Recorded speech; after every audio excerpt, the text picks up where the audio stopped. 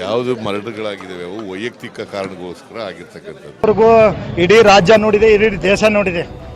ಇದ್ರಾಗ ವೈಯಕ್ತಿಕ ಕಾರಣ ನಂದು ಅವ್ರದ್ದು ಏನಿರ್ತೈತಿ, ಅವ್ರೇನು ನನ್ನ ಸಂಬಂಧಿಕರ, ನಾನು ಅವ್ರು ಕೂಡ ವ್ಯವಹಾರ ಮಾಡಿದ್ದೇನೆ, ಆಕೆ ಏನು ವ್ಯವಹಾರ ಮಾಡ್ಯಾಳ.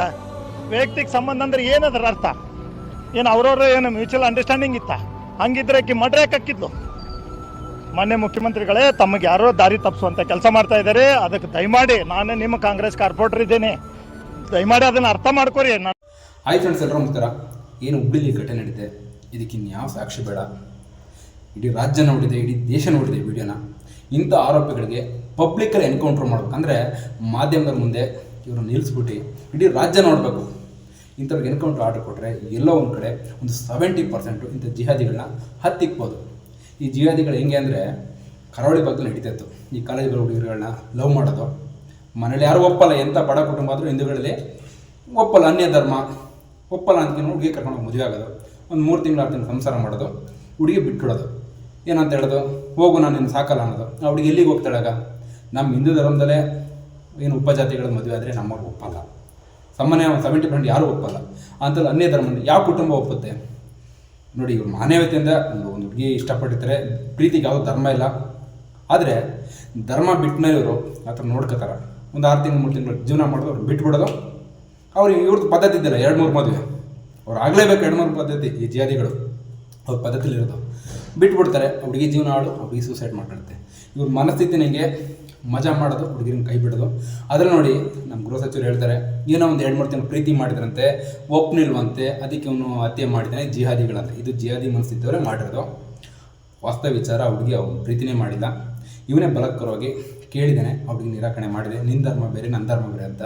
ಆದರೂ ಇವನು ಪಬ್ಲಿಕಲ್ಲಿ, ಇದೇನು ಪಾಕಿಸ್ತಾನನೋ ಅಫ್ಘಾನಿಸ್ತಾನ, ಬಟ್ ಅಲ್ಲೇ ಎಷ್ಟೋ ಚೆನ್ನಾಗಿದೆ ಅನ್ನೋ ರೂಲ್ಸ್ಗಳು. ಯಾಕೆಂದರೆ ಅಲ್ಲೂ ಈ ಥರ ಕೆಲಸ ಮಾಡಲ್ಲ. ಇವನಂಥ ಜಿಹಾದಿಗಳು ಎಲ್ಲಿ ತನಕ ಇವರಿಗೆ ಕಠಿಣ ಕ್ರಮ ತಗೊಳ್ಳಲ್ಲ, ಬರೀ ಬಾಯಿ ಮಾತ್ರ ಕಠಿಣ ಕ್ರಮ ಅಲ್ಲ, ಪಬ್ಲಿಕಲ್ಲಿ ಎನ್ಕೌಂಟ್ರ್ ಮಾಡೋದು. ಅವಾಗ ಎಲ್ಲ ಒಂದು ಕಡೆ ಒಂದು 70% ಇಂಥ ಜಿಹಾದಿಗಳನ್ನ ಹತ್ತಿಕ್ಬೋದು.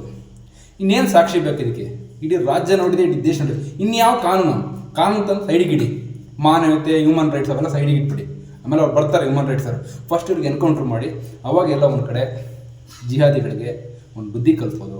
ಅಂದರೆ ಈ ಎಡಪಕ್ಷಗಳ ವಿಡಿಯೋಗಳು ಮಾಡ್ತಾರೆ ಎಷ್ಟೋ ಜನ ಯೂಟ್ಯೂಬಲ್ಲಿ, RSS ಆಗಲಿ, ವಿಶ್ವ ಹಿಂದೂ ಪರಿಷತ್ ಆಗಲಿ, ಬಜರಂಗ ದಳ, ಇವನ್ನೆಲ್ಲ ಟೀಕೆ ಮಾಡ್ತಿರ್ತಾರೆ. ಈಗ ಟೀಕೆ ಮಾಡ್ರಪ್ಪ, ಇದೊಂದು ಕೃತ್ಯ ನಡೆದಿಲ್ಲ, ಇದಕ್ಕೆ ನ್ಯಾಯ ರೀತಿಯಾಗಿ ಮಾತಾಡಿ. ನಾನು ಹೇಳೋದು, ಯಾವುದೇ ಧರ್ಮದರಾಗಲಿ ಇನ್ನೊಂದು ಧರ್ಮದಾಗಲಿ ಪ್ರೀತಿ ಇಷ್ಟಪಡಲ್ಲ ಅಂತ ಹೇಳಿಕೆ ಸಾಯಿಸಿದಾಗಲೇ ಮಾಡಿ. ಅದು ಮೊದಲನೇ ತಪ್ಪು. ತಮ್ಮ ಧರ್ಮದಲ್ಲಿ ತಮ್ಮ ಯುವತಿರ್ತಾರೆ, ಇಷ್ಟಪಡಿ ಮದುವೆ ಆಗಿ ನಿಮಗೆ ಬಿಟ್ಟಿದ್ದು. ಆದರೆ ಇನ್ನೊಂದು ಧರ್ಮ, ನಿಮಗೂ ಆ ಧರ್ಮಕ್ಕೂ ಆಗೋದೇ ಇಲ್ಲ. ಮೊದಲೇ ಜೊತೆ ಸ್ನೇಹ ಮಾಡಿ, ಫ್ರೆಂಡ್ಶಿಪ್ ಮಾಡಿ, ಹಂಗಂತೇಳಿ ಪ್ರೀತಿ ಮಾಡ್ತೀನಿ ಬಲಾತ್ಕಾರವಾಗಿ ಸಾಯಿಸೋದು, ಇದು ಮನುಷ್ಯತ್ವಲ್ಲ. ಇಂಥ ಆರೋಪಿಗಳಿಗೆ ಕಠಿಣ ಕ್ರಮ ಅಂದರೆ ಎನ್ಕೌಂಟ್ರ್, ಬರೀ ಬಾಯಿ ಮಾತ್ರ ಕಠಿಣ ಕ್ರಮ ಆಗ್ಬಾರ್ದು, ಎನ್ಕೌಂಟ್ರ್ ಮಾಡಬೇಕು. ಅವಾಗ ಕೆಲಸ ಮಾಡಿದರೆ ಖಂಡಿತವೂ ಎಲ್ಲ ಒಂದು ಕಡೆ ಜಿಹಾದಿಗಳನ್ನ ಹತ್ತಿಕ್ಬೋದು ಹೊರತು ಇನ್ಯಾವುದೇ ಆಪ್ಷನ್ ಇಲ್ಲ ನಮ್ಮಲ್ಲಿ. ನೋಡಿ ಹೇಳ್ತೀನಿ, ಕಾಂಗ್ರೆಸ್ ಅವರು ನಾನು ಅವ್ರ ಪರ ಇದ್ದೀರ ಅಂತ ಹೇಳಲ್ಲ, ಬಟ್ ಈ ವಿಚಾರದಂತೂ ಇದ್ರ ವಿರುದ್ಧವಾಗಿ ಎಲ್ಲ ಇಡೀ ರಾಜ್ಯನ ಕೇಳಿ ಬರ್ತದೆ, ಎನ್ಕೌಂಟ್ರ್ ಮಾಡಿ ಅಂತೇಳಿ. ಅವ್ರ ಪೇರೆಂಟ್ಸು ಅದೇ ಹೇಳ್ತಿದ್ದಾರೆ. ಈ ವಿಚಾರದಲ್ಲಿ ಕಾಂಗ್ರೆಸ್ ಸರ್ಕಾರ ಹಿಂದೆ ಮುಂದೆ ನಮಗೆ ಎನ್ಕೌಂಟ್ರ್ ಮಾಡಿ ಎಲ್ಲ ಒಂದು ಕಡೆ ನಿಮ್ಗೇನು ಸೆಕ್ಯೂರ್ ಸಿದ್ಧಾಂತಕ್ಕೆ ಬೆಲೆನಾರು ಇರುತ್ತೆ. ಇಲ್ಲಿ ತನಕ ಅದನ್ನು ಉಳಿಸ್ಕೊಂಡಿಲ್ಲ, ಇವಾಗಲೂ ಅದನ್ನು ಮಾಡಿ. ಖಂಡಿತವಾಗ್ಲೂ ಈ ವಿಚಾರದಲ್ಲಿ ಜಾತಿ ಆಗಲಿ ಧರ್ಮ ನೋಡಬೇಡಿ.